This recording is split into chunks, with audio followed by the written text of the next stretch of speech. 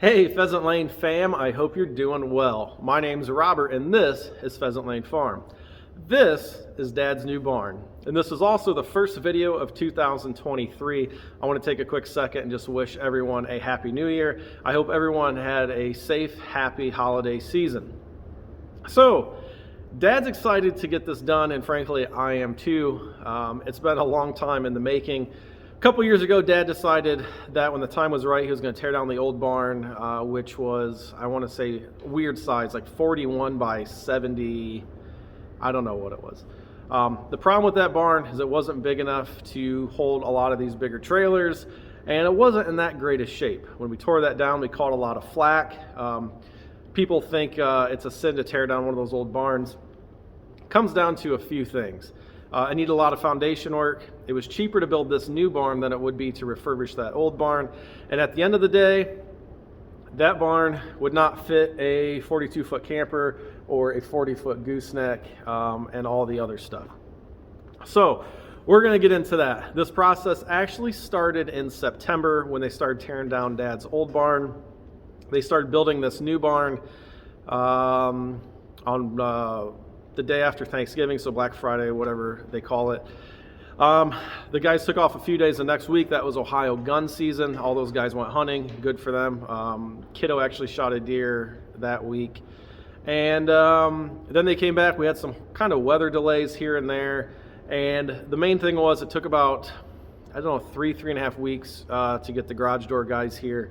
They were just behind. So everything in the barn is done except for the concrete, and some of the electricals run enough to power the garage doors, keep the camper plugged in. Our 19-foot walleye boat is here, and that's about it. So still a little electrical work to do and some concrete. But I thought the best way to do this whole video is let's go back to September when this started. We'll show some footage of the other barn being torn down, that process. Some good friends of ours, my cousin and a good close family friend tore down that barn, also did the pad. I helped with the pad, and then Dad had a company about an hour and a half from here come build the barn. So let's kind of go back in time to September, show you a little bit of that, then we'll come back, show you this barn, and then at the end I'm going to show you all the specs, all the changes Dad made, what was included, what we added, and at the very end I'll give you the price. Take care, everybody. We'll be back in a little bit, but first let's go back in time.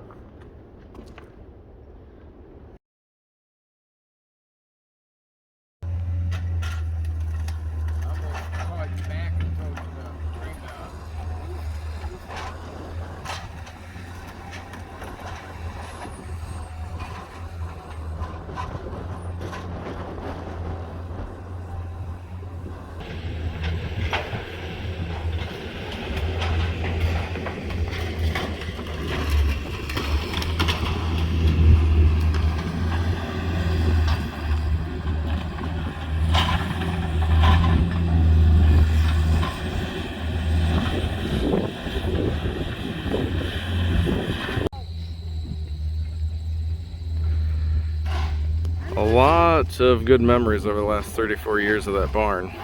A lot of animals have been through that barn. A lot of high school parties have been in that barn. A lot of good times, but all good things must come to an end, I guess.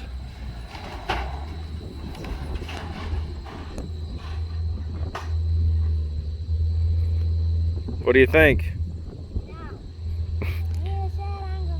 I don't think she likes it coming down.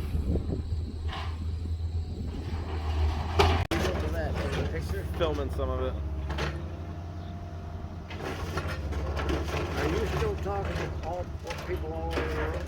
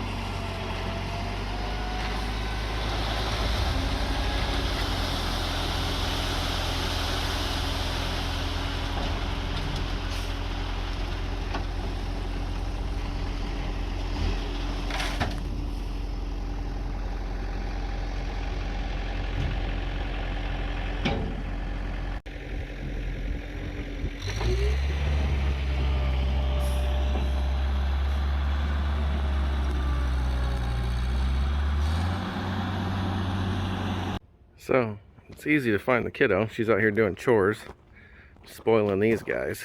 Did you get all your chores done? Yeah. Yep. Who do we have here? Ron. Ozzy Osbourne and Ron Weasley. Good morning, Ron. How are you, buddy? Good morning, bud. Ozzy, how are you? Alrighty, so today's the big day. We are going to go over to Grandpa's house and watch his barn get built, at least part of it. So, he's like a little kid on Christmas. And there's that damn goat. No matter what I do, she gets out. Anybody want a Nigerian dwarf female goat? Come get it. So, we are going to go to Grandpa's, watch his barn get built after kiddo combs her hair. See you later, moo cows. Moo steers, I guess.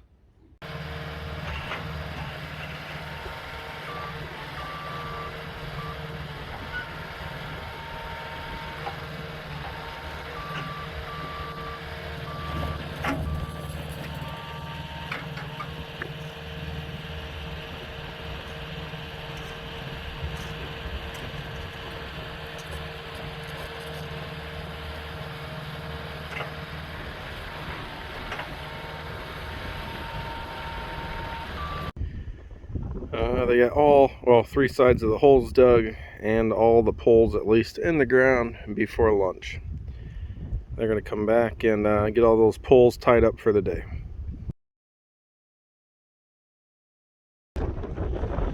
Super windy today. They got all the girts on, the windows positioned where they're going to put them, doors framed in. It was just way too windy to hang trusses. I think there's like 30-40 mile an hour winds today, so it's crazy. The cold doesn't seem to bother those guys, but obviously don't want to be flying trusses when it's that windy. And as I started filming this, it's now hailing. So let's go over here. Metal showed up yesterday or the day before, and we'll show you what we got there. So I don't know how well you can hear me with the wind. I apologize. The roof is going to be charcoal gray. We got a dark red over here for the walls.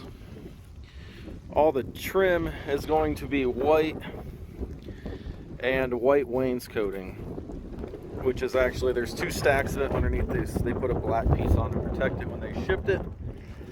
What else we got over here? All the rolled steel. Here's the doors he's going to go with. And this building's going to have 10 windows. So that 3x3 windows. So everything's here, and we just need this wind to die down. Hailing. It's supposed to rain all day tomorrow, which is Saturday. They said they'd be back Monday. So project's coming along. It just doesn't look that big now with all those that wind bracing, which I'm glad they put all that up. So we will be back with you on Monday.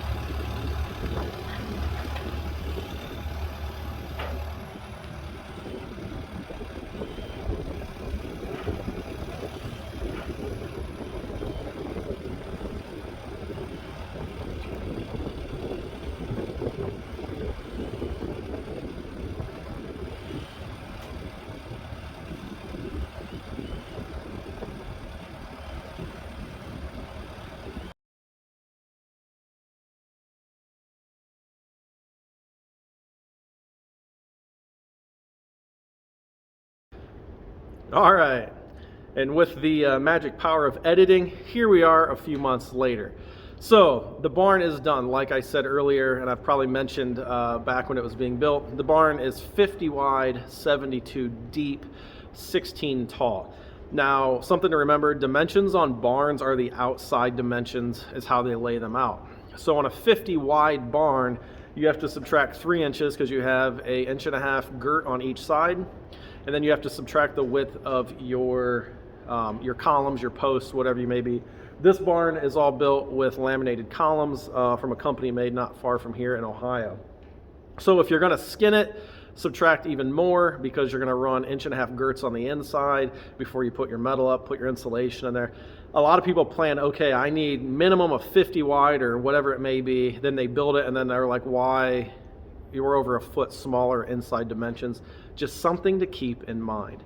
So I'm going to take you outside. I'm going to show some shots around the barn, and then we'll come back in here. I wanted to talk out there, but the wind is whipping pretty bad. We'll come back inside. We'll go over the specs that you can't see, and we'll go over price.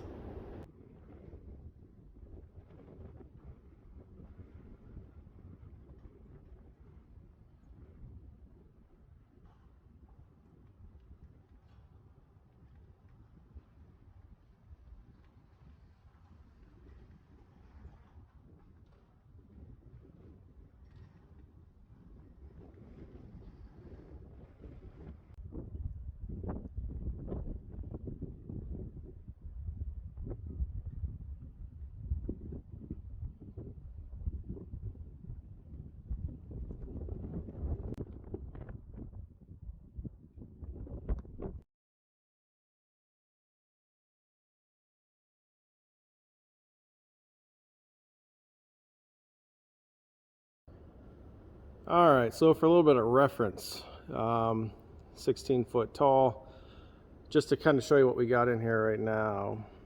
There's an Oliver 77 wide front with a Schwartz loader. Behind that you can't really see is a Ford 9N, I do believe. Behind that we have a little, it's like a 4x8 trailer. It's got some of my dad's old walking plows. We used to have draft mule plowing teams. Here is our 17-foot duck boat. Behind that is an old Oliver riding plow, horse-drawn riding plow. Then we just got some old tarps laying there right now. And then over here, there's a 32-foot Diamond C with some of the equipment from my house to get out of the weather. There's a 7-foot disc on there, a brush hog, land plane, 2-bottom plow. That trailer's 40 foot overall. We'll get another view, kind of show you. Next to it, Dad's camper. It's like 42 foot overall. The four-wheeler, it's cardboard boxes from the garage door insulation, and then up here, just a Starcraft Titan, about 18.5 foot fishing boat. So there's a lot of room in here. We could have packed this stuff a lot closer. I'll go to the back now and kind of show you a view, kind of just get an idea of how big a 50 by 72 is. So this is about as close as I can get to the middle of the barn without getting on trailers and stuff. So I'm just going to do a quick 360, kind of give people an idea. At home we have a 30 by 80 that we had split into a 30 by 40 horse barn, and then a 30 by 40 for cattle and storage. So people often want to know, like, man, I can't really get a good idea in my head. So we'll just kind of give you a little turnaround here, a little 360 of everything we got here. Like I said, this Diamond C is 40 foot overall. Forgot my other tripod, so please excuse me. Then there's a snowplow off the Oliver sitting right there that I forgot about. And the old Oliver. It's been a good tractor. My grandpa owned some commercial property, and that was always what we used to level out the parking lot and move snow.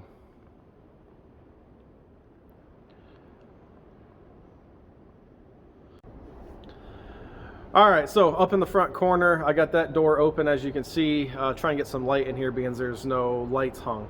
There is electric ran right now. Right now we can run the 2 garage doors, and then there is a drop over there where we can keep the camper plugged in and keep charging the batteries on the fishing boat. I didn't take them out this year. Usually I do, so we'll just keep them charging full time. They're going to come back and do a drop over here so I can keep the batteries charged in the duck boat also. They used to stay in Dad's other shop, which is concrete, and then he'd have a wood burner in there, but it's kind of nice to free up that barn. So, starting here at the front, I'm probably going to say it wrong, I apologize. There are 2 16-foot wide, 14-foot tall Clopay garage doors. They are insulated with, Dad had them add 4 windows into each one, kind of break it up, add a little extra light in here. Running the garage doors, we have 2 LiftMaster commercial garage door openers. They're very quiet, actually, for this being a giant basically tin box. It's pretty quiet in here. So next up we have, man, that wind is kicking up, I apologize. We have 2 walk-through doors with the windows in them that Dad wanted. So let's start at the top. This metal for the top, you can see, is white on the back. That is actually the felt lining. It'll stop a lot of the condensation. We have the felt lining. It was one of the things recommended to us in our livestock barn at home. And we have such huge weather swings, temperature swings here in northern Ohio. I think a week ago it was -5 with like a almost -30 wind chill. And then 5 days later, it was in the 60s, like 63 degrees. And I didn't have much condensation issues at all. I've never felt drips or seen drips on our concrete at our place from the roof. I think that added like $1 something per foot on the 3-foot wide panels to have the felt backing put on. It's a big thing I would definitely do if you're going to have it for like a cold storage like this. The plan eventually is Dad is going to concrete this, run full electrical. I don't know if he's going to heat this side of the shop. He's going to go off of this door right here that you guys saw to the north. He wants to go out 24 feet wide, the full length of the barn 72, and add kind of a 1-story house. Dad's not getting any younger. Right now he has a 2-story old farmhouse, so might make like another house out here. Going back, around here it's pretty common to put everything on 4-foot trusses. A lot of the builders like how they can lay the 2x4s down, adds a little more structural strength.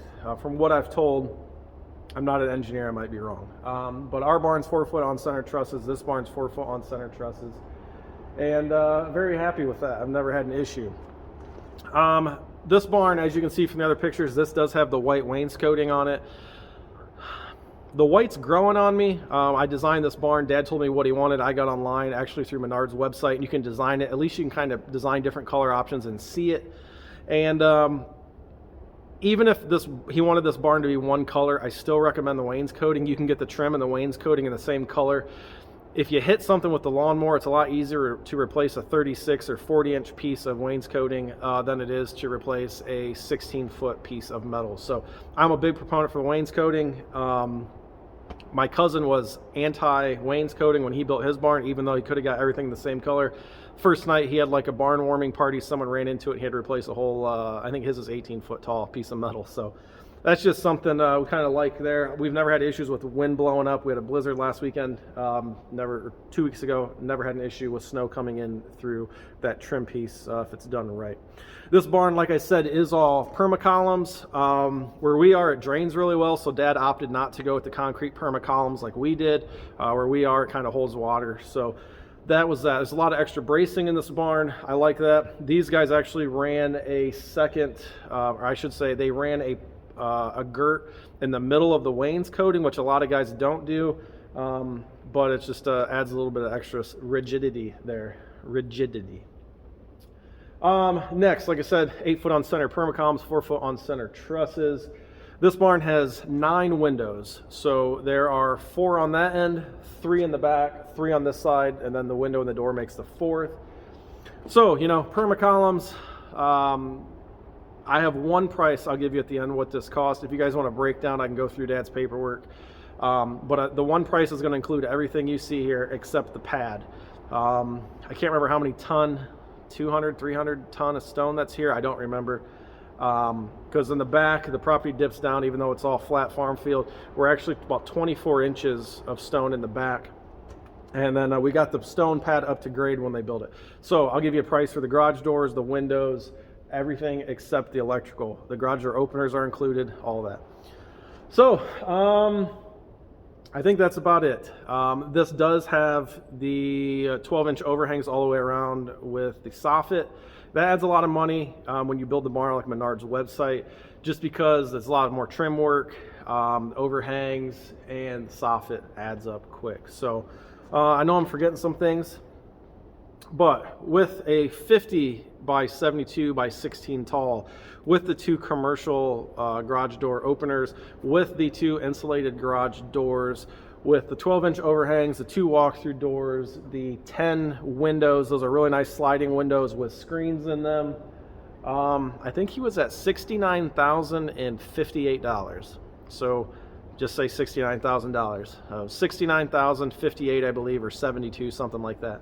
But under $61,000 for all of this. And I'm excited with it. We can keep some of my stuff from my house. I don't have another barn yet right now, out of the weather. Dad can keep the camper out of the weather. I actually just opened the awnings before I started this video. We didn't have the garage doors when we got that snowstorm, so just making sure they're all dried out. And it's a great barn. Some people have stopped and looked at it. These guys did not cut corners, and I know that price seems really cheap, but we looked at some of their work. My neighbor had a barn burnt down a year ago. He had the same company build a 40 by 128 for him, and Dad wanted the guy that built my barn to build this, but he's kind of a one-man show anymore.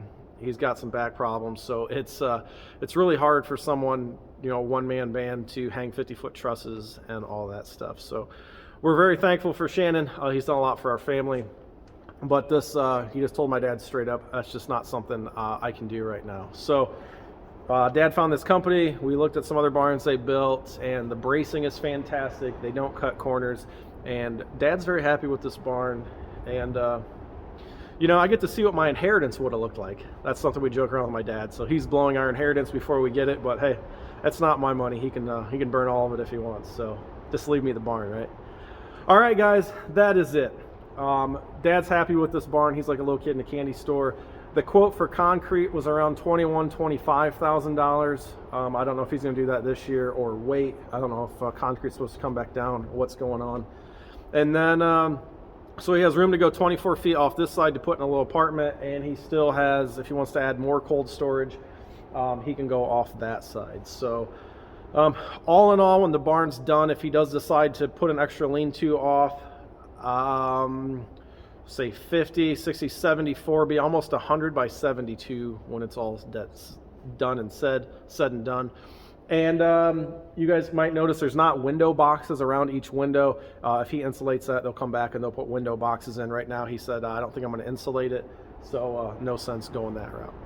One other thing I want to say, guys, I appreciate you watching my videos. I know this is New Year's. I wanted to save this till the end of the video.